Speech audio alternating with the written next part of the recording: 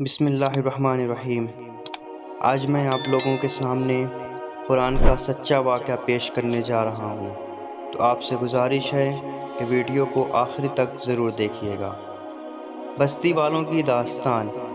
قرآن کریم کے سورہ یاسین کی 13ویں آیت سے ایک بستی والوں کی داستان شروع ہوتی ہے جنہوں نے اللہ کے بھیجے ہوئے رسول کی بات نہیں مانی اور ہدایت کے راستے پر آنے کے بجائے گمراہی کے راستے پر اڑے رہے، اور خدا کے نیک بندوں کو جو ان کی نجات کا پیغام لائے تھے ان کو مارا پیٹا اور قتل کر دیا، اور پھر خدا نے ان کے اوپر سخت عذاب نازل کیا۔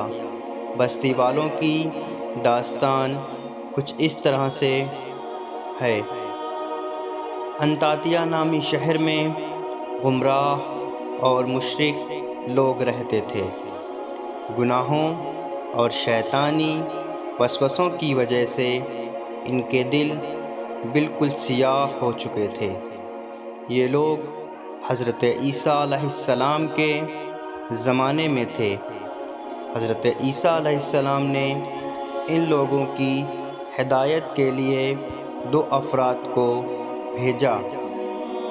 جب یہ دونوں افراد شہر کے قریب پہنچے، انہوں نے ایک بوڑھے آدمی کو دیکھا جو بھیڑیں چرا رہا تھا۔ یہ دونوں اس بوڑھے شخص کے پاس گئے، سلام کیا اور اس سے خیریت دریافت کی۔ اس نے بھی خوش ہو کر ان کے سلام کا جواب دیا اور کہا، میرا نام حبیب ہے، اور کہا، ایسا لگتا ہے کہ آپ لوگ کافی دور سے آئے ہیں، اگر ہو سکے تو آپ لوگ بھی اپنا تعارف کروائیں۔ ان دونوں افراد نے اس بوڑھے شخص سے کہا، ہم دونوں کو نبی خدا حضرت عیسیٰ علیہ السلام نے یہاں بھیجا ہے تاکہ آپ لوگوں کو اس مہربان خدا کی عبادت کرنے کی ہدایت کریں اور بتوں کے آگے سر جھکانے سے منع کریں۔ اس بوڑھے آدمی نے پوچھا، کیا آپ کے پاس کوئی نشانی ہے جس سے یہ معلوم ہو کہ آپ لوگ سچ بول رہے ہیں؟ ان افراد نے کہا، ہاں، ہم لوگ خدا کی مدد اور اس کی اجازت سے بیماروں کو ٹھیک کر سکتے ہیں، جو لوگ اندھے ہیں ان کی آنکھوں کی روشنی کو دوبارہ لا سکتے ہیں، اس کے علاوہ جو لوگ برس کے مرض میں مبتلا ہیں ان کو بھی شفا عطا کر سکتے ہیں۔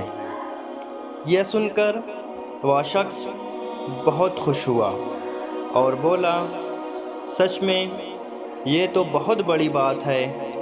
پھر کہنے لگا، میرا ایک بیٹا ہے جو کئی سالوں سے بیمار ہے اور ڈاکٹر اس کا علاج کرنے سے عاجز ہیں، تو پھر جلدی کرو اور ہم کو اپنے گھر لے چلو۔ ان دونوں افراد نے اس بوڑھے شخص سے کہا۔ وہ دونوں افراد حبیب کے گھر گئے، اس کے لڑکے کو دیکھا، خدا کا ذکر کیا اور اللہ تبارک و تعالیٰ سے دعا مانگی، اور اس کے بعد اس بیمار لڑکے کے چہرے پر اور جسم پر ہاتھ پھیرنا شروع کیا۔ خدا کے حکم سے وہ بیمار لڑکا بالکل ٹھیک ہو گیا اور اٹھ کر بیٹھ گیا۔ یہ خبر پورے شہر میں پھیل گئی، لوگ ان کے ارد گرد جمع ہو گئے اور انہیں خدا کے حکم سے بہت سے بیماروں کو شفا عطا فرمائی۔ کچھ لوگوں نے ان کی مخالفت کی اور لوگوں کو ان کے خلاف بھڑکایا۔ ان لوگوں میں سے کچھ لوگ ان کی باتوں میں آ کر ان کے مخالف ہو گئے اور انہیں گاؤں چھوڑنے پر مجبور کر دیا۔ پھر حضرت عیسیٰ علیہ السلام نے کچھ دنوں کے بعد دوسرے لوگوں کو اس بستی کے لوگوں کی ہدایت کے لیے بھیجا، لیکن پھر بستی کے لوگوں نے مخالفت کی اور انہیں جھٹلایا اور کہنے لگے کہ کوئی انسان بھلا نبی یا پیغمبر کیسے ہو سکتا ہے؟ تم لوگ جھوٹ بول رہے ہو۔ حضرت عیسیٰ کے ساتھیوں نے کہا، نہیں، ہم سچ بول رہے ہیں، ہم حضرت عیسیٰ کی طرف سے آئے ہیں اور حضرت عیسیٰ علیہ السلام اللہ تبارک و تعالیٰ کے نبی ہیں۔ ہم آپ کی ہدایت کے لیے آئے ہیں، نہ کہ کسی اور مقصد کے لیے یہاں آئے ہیں۔ لیکن گاؤں والوں کے دل گناہ اور بت پرستی اور شیطان کی پیروی کرنے کی وجہ سے سیاہ ہو چکے تھے۔ جب بات سننے کے لیے تیار نہیں ہوئے تو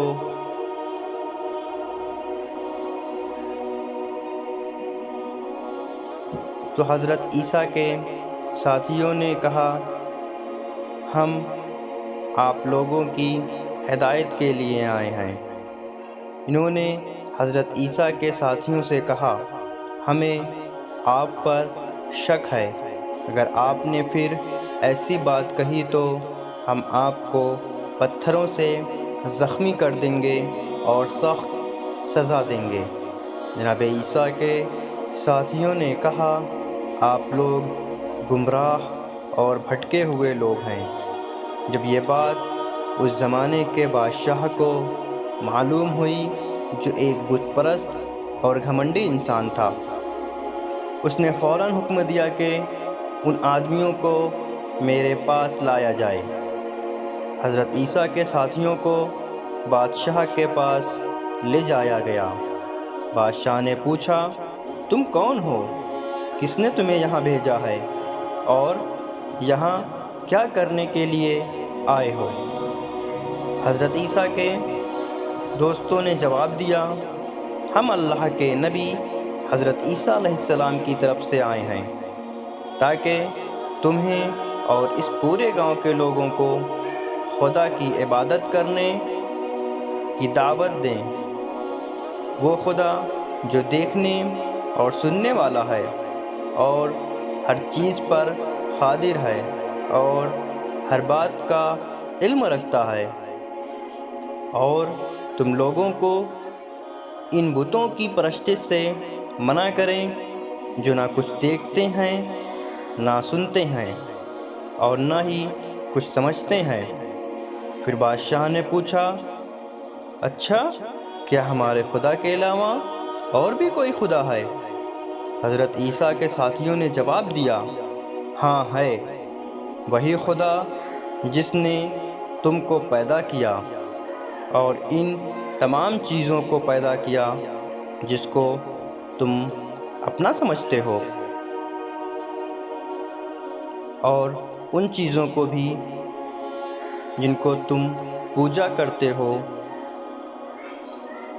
بادشاہ یہ سن کر بہت غصہ ہوا اور زوردار آواز میں چلایا، ابھی گستاخوں کو سزا دیتا ہوں۔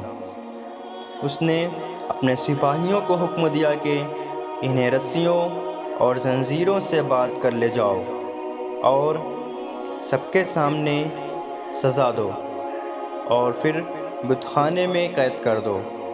گاؤں والے ان لوگوں کی کرامات اور معجزات سے پہلے ہی واقف تھے، لیکن پھر بھی انہیں قتل کرنے کے لیے تیار ہو گئے۔ حبیب جو پہلے ہی دن ان لوگوں پر ایمان لے آیا تھا، لوگوں کے درمیان آیا اور بلند آواز سے کہا، اے لوگو، خدا کی پیروی کرو اور جناب عیسیٰ علیہ السلام کے بھیجے ہوئے لوگوں کی بات مانو، انہیں تم سے کچھ نہیں چاہیے، یہ لوگ صرف اور صرف تم لوگوں کو سیدھا اور سچا راستہ بتانے کے لیے یہاں آئے ہیں۔ پھر حبیب کہتا ہے، ذرا سوچو، ذرا غور و فکر کرو، میں کیسے اس خدا کی عبادت نہ کروں جس نے مجھے پیدا کیا ہے، اور آخر میں اس کی طرف ہی پلٹ جانا ہے۔ میں کیسے ان چیزوں کی پرستش کروں جو نہ فائدہ پہنچا سکتے ہیں اور نہ نقصان؟ اگر مجھے کوئی نقصان پہنچائے تو کیا یہ بت میری حفاظت کر سکتے ہیں؟ اس لیے میں نے حضرت عیسیٰ کے خدا پر ایمان لے آیا کہ جو لوگوں کے ظلم سے میری حفاظت کر سکتا ہے۔ شہر کے لوگوں نے حبیب کی باتوں کی طرف کوئی توجہ نہ دی اور